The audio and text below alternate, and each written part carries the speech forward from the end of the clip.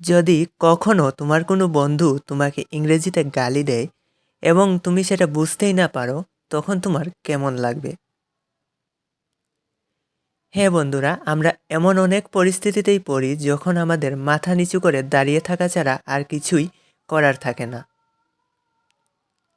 তখন বন্ধুদের কাছে আমাদের মাথার লজ্জায় যেন কাটা পড়ে যায়। আমরা হয়ে যাই হাসির পাত্র। কিন্তু যদি আমরা ইংরেজিতে কিভাবে গালি দিতে হয় বা ঝগড়ার সময় কি বলতে হয় সেটা জানতাম, তাহলে ওই বন্ধুকে যোগ্য জবাবটা দিতে পারতাম। আমরা ইংরেজিতে গালি দিতে জানি না বলেই এত সমস্যার সম্মুখীন হতে হয়। তো বন্ধুরা, welcome to Dhruba friends club YouTube channel. বন্ধুরা, তোমরা সবাই কেমন আছো? আশা করি সবাই ভালোই আছো। আজকের এই ভিডিওতে আমরা ইংরেজি কতগুলো গালি নিয়ে আলোচনা করব। এই ভিডিওটি অবশ্যই এডুকেশনাল পারপোজে তৈরি, অন্য কোনো উদ্দেশ্য নেই। তো চলো আর দেরি না করে আজকের ভিডিওটি শুরু করা যাক এবং দেখে নেওয়া যাক ইংলিশে কিভাবে অন্যকে গালি দিয়ে কুপোকাত করা যায়।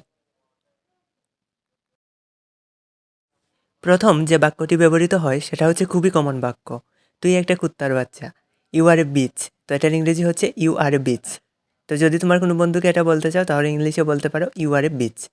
তারপরের বাক্যটি হচ্ছে বেশি কথা বলবি না শয়তানের বাচ্চা।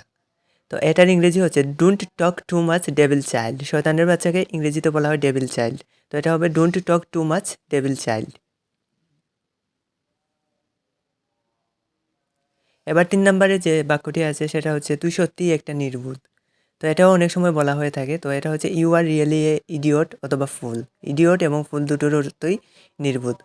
তো 4 নম্বরের বাক্যটি হচ্ছে বোকার মতো কথা বলছিস কেন? Why are you talking like a fool. বোকার মতো কথা বলছিস কেন? Why are you talking like a fool. Fool অর্থ বোকা, তাই এখানে ফুল শব্দটি ব্যবহৃত হয়েছে। তারপরে 5 নাম্বারটা হচ্ছে, এটা আমরা যখন খুব বেশি রাগ করি তখন বলি, চড় খেতে না চাইলে যায় এখান থেকে।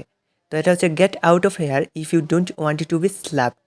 Gate out of here if you don't want to be slapped. তারপরে 6 নম্বর বাক্যটি হচ্ছে আমার ঘর থেকে এখনই বেরিয়ে যা। এটা কাউকে তোমার রুমে প্রবেশ করতে দিতে না চাইলে তখন বলা হয় get out of my room now. Get out of my room now. তারপরের বাক্যটি হচ্ছে যখন খুব বেশি রাগ উঠে তখন বলা হয় যে জাহান্নামে যা। তো এটা হচ্ছে গো টু হেল। জাহান্নামে যা, এটার ইংলিশ হচ্ছে গো টু হেল। তারপরে 8 নাম্বার বাক্যটা হচ্ছে যেদিকে দু চোখ যায় সেদিকে যা। এটা অনেক সময় বেশিরভাগ ক্ষেত্রে মায়েরা বলে থাকে তার সন্তানকে। তো এটা হচ্ছে গো where the ice go. Go where the আইস গো। তারপরে আরেকটা হচ্ছে যে নিজের তরকায় তেল দাও অথবা নিজের কাজ করো, নিজের কাজটি নিজে করো। এটা হচ্ছে মাইন্ড ইওর ওন বিজনেস। নিজের চরকায় তেল দাও, মাইন্ড ইওর ওন বিজনেস।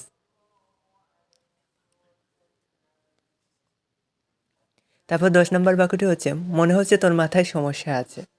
যখন কোনো বন্ধু বা কেউ উল্টাপাল্টা কাজ করে তখন এটা বলা হয় it seems A problem in your head. তো ইংলিশে বলতে পারো it seems A problem in your head. তারপর আরেকটা হচ্ছে তোর মতো নাস্তিক আর একটা অনাই। যে সব সময় অধার্মিকের মতো কাজ করে তাকে এটা বলা হয় there is no godless like you. There is no godless like you.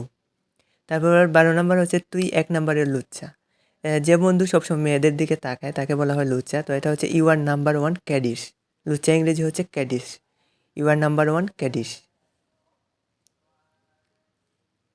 তারপরে 13 নম্বরে আছে যে ষাঁড়ের মতো চিৎকার করিস না। অনেক সময় যে বেশি চিৎকার করে চিল্লিয়ে কথা বলে তাকে বলা হয় যে don't screams like a bull. Don't screams like a bull. তো 14 নম্বরে হচ্ছে আমাকে যুদ্ধে আহ্বান করবি না। তো এটা হচ্ছে ডোন্ট চ্যালেঞ্জ মি। এটা খুব কমন একটা বাক্য, ডোন্ট চ্যালেঞ্জ মি, কিন্তু এর বাংলা অর্থটা একটু কমন নয়। আমাকে যুদ্ধে আহ্বান করবি না। তারপর এটা হচ্ছে তোর সাথে ঝগড়া করার ইচ্ছা নাই। অনেক সময় বলা হয় যে তোর সাথে ঝগড়া করার আমার কোনো ইচ্ছা নেই। তো এটা হচ্ছে I don't want to argue with you. I don't want to argue with you. তো বন্ধুরা, এই ছিল আজকের ভিডিও। এই ভিডিওতে দেখানো সবগুলো গালি যদি তোমরা তোমাদের বন্ধু অথবা যাকে তোমরা গালি দিতে চাও তাকে দাও, তাহলে অবশ্যই তোমরা সেই ঝগড়ায় জিততে পারবে। তো যদি এই ভিডিওটি ভালো লাগে এবং তোমাদের সামান্যতম উপকারে আসে তাহলে ভিডিওটি লাইক করবে, কমেন্ট করবে এবং সাবস্ক্রাইব করবে চ্যানেলকে। ধন্যবাদ সবাইকে।